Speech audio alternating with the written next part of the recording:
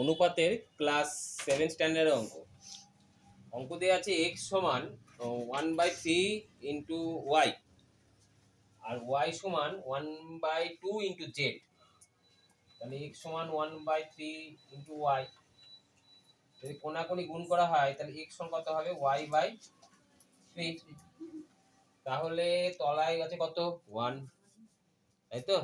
তাহলে আমি পরের লাইনে লিখতে পারি 3x সমান 1y, লেখা যেতে পারে। হ্যাঁ, কোনাকুনি গুণ হয় না, এটাই বলা হয় কি গুণ? বজ্র গুণন। কি বলা হয়? বজ্র গুণন। তাহলে x বাই y সমান কত হয় বলো দেখিনি? 1/3 আগে দিয়ে বলেছিলাম। তাহলে x তাহলে 1/3 কোনাকুনি গুণ করে নাও, দেখো বেরোচ্ছে না? এই লাইনের সাথে এই লাইন মিলে গেছে। হ্যাঁ, তাহলে অতএব x y সমান কত বলো? 1:3। ঠিক আছে, নেক্সট।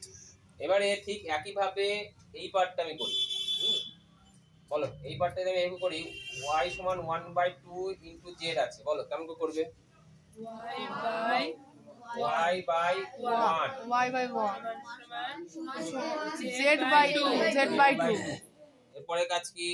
2y আগে y লিখবে, হ্যাঁ, z পরে লিখবে, আলফাবেটিক্যালি লিখবে। সমান 1z হলো।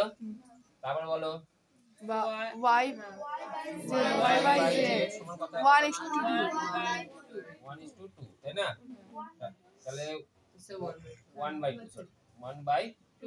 অতএব y/z সমান কত হয় বলো? 1:2। এবার আমরা একটা অঙ্ক শিখেছিলাম, মনে আছে? x/y সমান 1:3 আর y/z সমান 1:2 হলে x/y/z, মনে আছে কিভাবে করেছিলাম? বলো দেখি কি করেছিলাম এবার? কার মান সমান করেছিলাম? y এর মান। Very good. তো y এর মান সমান করতে গেলে এই দুটো কি করতে হয়? লসাগু করলে প্রথমটাকে কত দিয়ে আর দ্বিতীয়টাকে কত দিয়ে গুণ করতে হবে বলো? প্রথমটাকে 1 দিয়ে, দ্বিতীয়টাকে 3 দিয়ে। তাহলে 1 দিয়ে গুণ করলে কত হয় বলো? 1:3। আর দ্বিতীয়টাকে 3:6। তাহলে অতএব x/y/z সমান 1:3:6। অঙ্ক শেষ। বুঝতে পারলে?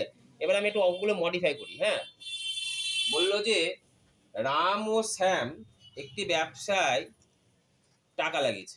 কি অনুপাতে টাকা লাগিয়েছে? 1:3 অনুপাতে টাকা লাগিয়েছে। ঠিক আছে, বুঝতে পারলে? এবং শ্যাম এবং যদু কি অনুপাতে টাকা লাগিয়েছে? 1:2 অনুপাতে টাকা লাগিয়েছে।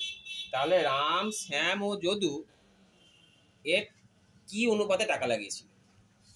বুঝতে পারলে? এটা একটা অঙ্ক হতে পারে। আবার এটাকে আরো মডিফাই করে হতে পারে, যদি মোট টাকা এত টাকা হয় তাহলে রামের কত টাকা, শ্যামের কত টাকা, যদুর কত টাকা। বুঝতে পারলে? তখন আনুপাতিক ভাগার করে মনে আছে তো কেমন করতে হবে।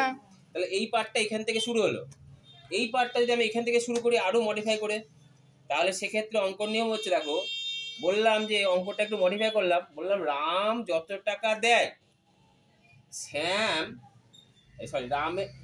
রামের টাকা হচ্ছে শ্যামের টাকার 1/3 অংশ। বুঝতে পারলাম? কি বললাম? রামের টাকা হচ্ছে শ্যামের টাকার 1/3 অংশ।